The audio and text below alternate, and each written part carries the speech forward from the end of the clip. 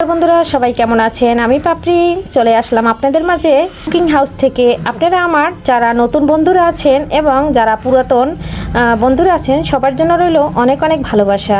আজকে আপনাদের মাঝে শেয়ার করব একটা ডিমের চপের রেসিপি। আমি এখানে দুটো ডিম 8 টুকরো করে কেটে নিয়েছি। একটা ডিম দিয়ে 4 টুকরা কেটে নিয়েছি। ডিমের চপ আমার বন্ধুরা সবাই অনেক সুন্দর করে বানাতে পারে। আমি কিন্তু আমার মতো করে বানিয়ে নিচ্ছি।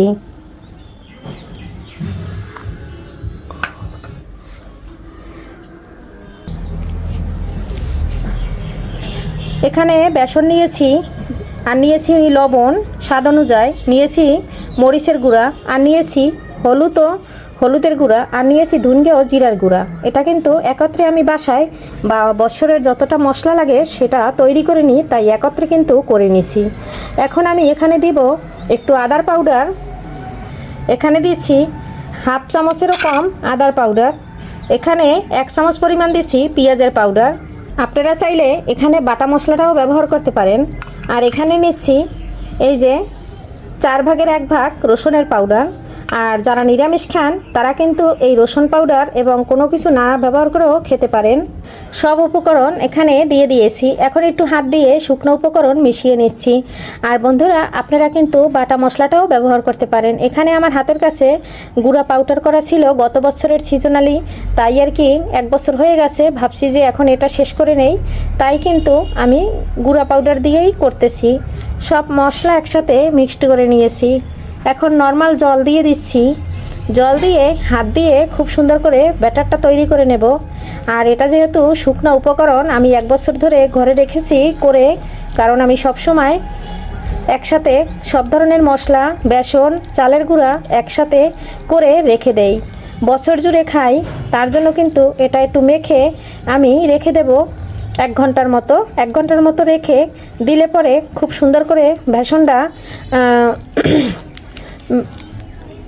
ফিটনেসটা খুব সুন্দর হবে এবং ডিমের চপগুলো খুব ভালো হবে আর একদম ফুলে টোল হয়ে যাবে। তবে পুরোটা জুড়ে থাকুন বন্ধুরা, স্কিপ করবেন না।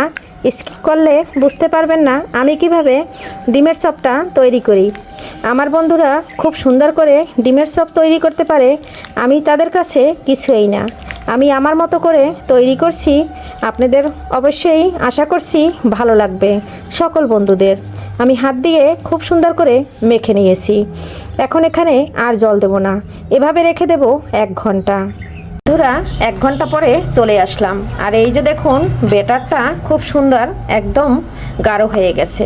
আর এখানে কিন্তু আমি কিছুটা গরম তেল দিয়ে দিয়েছি, সেটা কিন্তু ক্যামেরা অন করতে মনে ছিল না। আর এখন আমি ডিমগুলো দিয়ে চপগুলো খুব সুন্দর করে ভেজে নেব। আর আমি এটা চামচ দিয়ে খুব সুন্দর করে ব্যাটারটা তৈরি করে নিলাম।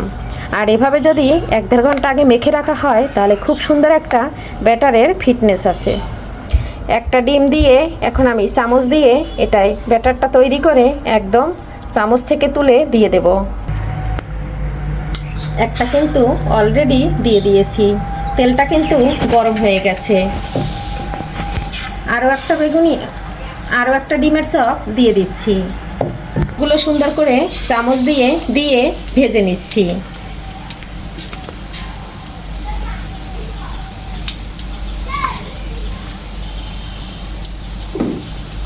পুরা সবগুলো খুব সুন্দর করে দিয়ে দিয়েছি। এখন উপর থেকে একটু তেল দিয়ে দিচ্ছি যাতে খুব সুন্দর করে একদম ফুলে ওঠে। এটা যেগুলান আগে দিয়েছি সেগুলান একটু উল্টে দিচ্ছি। উল্টে পাল্টে খুব সুন্দর করে ভেজে নেব। বন্ধুরা উল্টে পাল্টে খুব সুন্দর করে ডিমের চপগুলো ভেজে নিচ্ছি। আর এই ডিমের চপ আমরা বিকেলবেলা খাবো। আর আমার আপুরা যারা আছেন, যারা রোজা থাকেন, তারা এভাবে ডিমের চপ তৈরি করে ইফতারের সময় খেতে পারেন।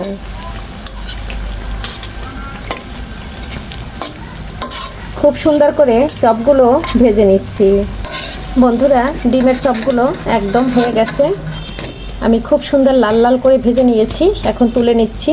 সবগুলো খুব সুন্দর করে কিন্তু তুলে নিয়েছি। বন্ধুরা ডিমের চপগুলো একদম সুন্দর করে বানিয়ে নিয়েছি। আর এখানে 2টো ডিম দিয়ে 8টা চপ বানিয়ে নিয়েছি। আপনাদের বাসায় যদি কম ডিম থাকে এভাবে 2টো দিয়ে 8টা চপ বানানো যায়। যদি বেশি ডিম থাকে তাহলে অর্ধেক অর্ধেক কেটে চপগুলো বানিয়ে নিতে পারবেন।